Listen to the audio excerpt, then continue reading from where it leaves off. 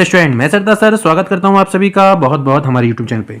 तो स्टूडेंट्स, निदानात्मक कक्षा हेतु मॉड्यूल 2023-24 कक्षा 9वीं गणित के इस सीरीज में आपका बहुत बहुत स्वागत। तो स्टूडेंट्स, आज के इस वीडियो में हम आपको इसका जो अध्याय 6 है ना, मॉड्यूल का जो अध्याय 6 है रेखाएं एवं कोण। ठीक, तो रेखाएं एवं कोण के 1 अंक वाले, यानी हम बोल सकते हैं कि इसमें हम आपको वस्तुनिष्ठ प्रश्नों का सॉल्यूशन अभ्यास प्रश्न का देने वाले हैं। तो चलिए स्टूडेंट्स, हम ज़्यादा देर नहीं करते हैं और शुरू करते हैं।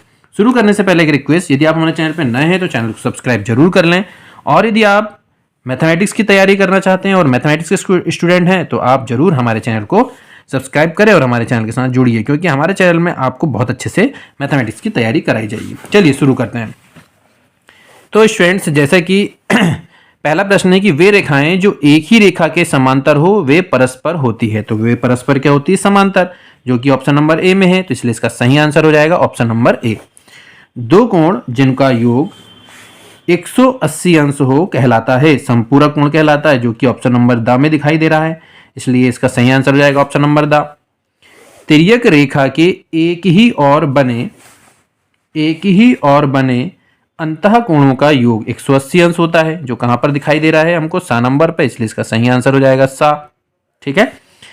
पूर्ण कोण का माप होता है, तो पूर्ण कोण का जो माप होता है वो होता है 360 अंश, जो कहां पर दिखाई दे रहा है? सा नंबर पे।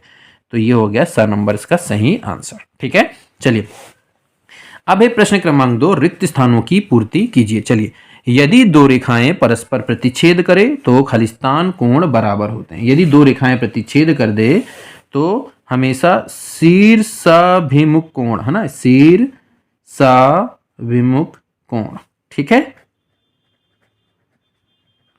शीर्षाभिमुख कोण यानी एक ही शीर्ष में बनने वाले जो कोण होते हैं वो आपस में हमेशा बराबर होते हैं। एक ऋजु कोण की माप 180 अंश होती है, इसलिए इसका सही आंसर जाएगा 180 अंश। यदि एक किरण एक रेखा पर खड़ी हो तो इस प्रकार बने दोनों आसन्न कोणों का योग कितना होता है? तो इन दोनों आसन्न कोणों का योग होता है 180 अंश। इसका सही आंसर 180 अंश आ जाएगा। यदि एक तिर्यक रेखा दो समांतर रेखाओं को इस प्रकार प्रतिच्छेद करे कि संगत कोणों का योग बराबर हो तो दोनों रेखाएं परस्पर समांतर होती है ना। तो दोनों रेखाएं परस्पर समांतर, यानी इसका सही आंसर क्या आ जाएगा? समांतर। ठीक है, चलिए अब हमारे पास है प्रश्न क्रमांक 3, एक शब्द या एक वाक्य में उत्तर लिखिए। एक त्रिभुज के तीनों कोणों का योग कितना होता है? तो तीनों कोणों का योग होता है 180 अंश। ठीक है, ये याद रखना है स्टूडेंट हमको अच्छे से। ठीक है, चलिए समबाहु त्रिभुज के प्रत्येक कोण की माप कितनी होती है? तो प्रत्येक कोण की माप होती है 60 अंश। तो इसका सही आंसर हो जाएगा 60 अंश।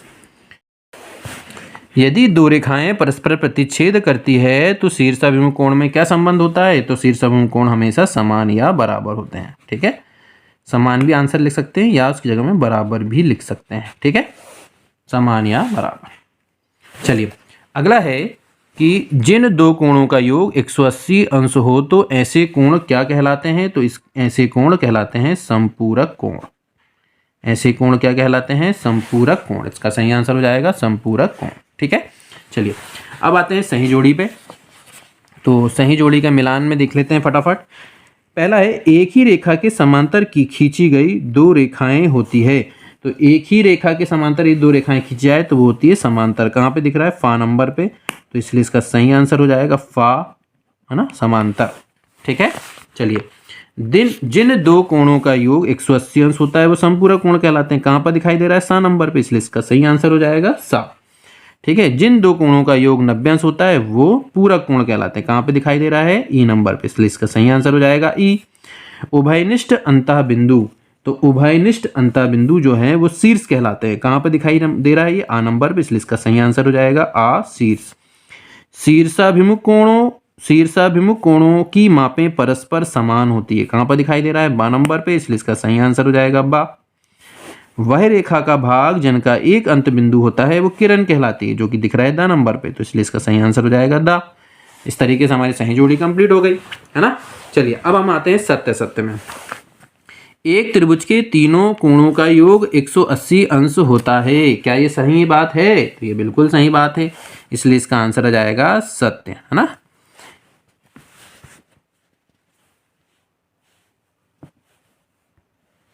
चलिए, प्रतिवर्ती कोण की माप 180 अंश से अधिक एवं 360 अंश के मध्य होती है। तो ये बात बिल्कुल सही है, तो ये भी सत्य हो जाएगा। जब दो असमांतर रेखाओं को एक तिर्यक रेखा प्रतिच्छेद करे तो एकांतर कोण बराबर होते हैं। तो ये बात गलत हो गई, समांतर रहना था, ये तो असमांतर बोल रहा है, इसलिए मतलब ये बात हो गई गलत, इसलिए इसको बोलेंगे असत्य। ठीक है, चलिए, ऋजु कोण की माप 360 अंश होती है। तो ये बात भी गलत है, जबकि ऋजु कोण की माप तो 180 अंश होती है, यानी ये भी गलत हो गया, तो ये हो गया असत्य। ठीक है, तो चलिए स्टूडेंट, तो इस तरीके से हमारे सत्य असत्य भी कंप्लीट हो गए और हमने इसके 1 अंक वाले सारे क्वेश्चन सॉल्व करा दिए। आशा करते हैं कि इस वीडियो के माध्यम से जो अध्याय 6 रेखा एवं कोण है और निदानात्मक कक्षा हेतु मॉड्यूल के जो 1 अंक वाले क्वेश्चन है, ये सभी का सॉल्यूशन, सभी का आंसर आपको बहुत अच्छे समझ में आ गया होगा और इस वीडियो के माध्यम से आपको अभी आंसर बन जाएंगे। चलिए, तो यदि आपको वीडियो अच्छा लगा हो तो स्टूडेंट वीडियो को लाइक कीजिए, चैनल को सब्सक्राइब कीजिए और दोस्तों के साथ शेयर कीजिए। फिर मिलेंगे इनके आगे के क्वेश्चन के साथ अगले वीडियो में, तब तक के लिए धन्यवाद। जय हिंद।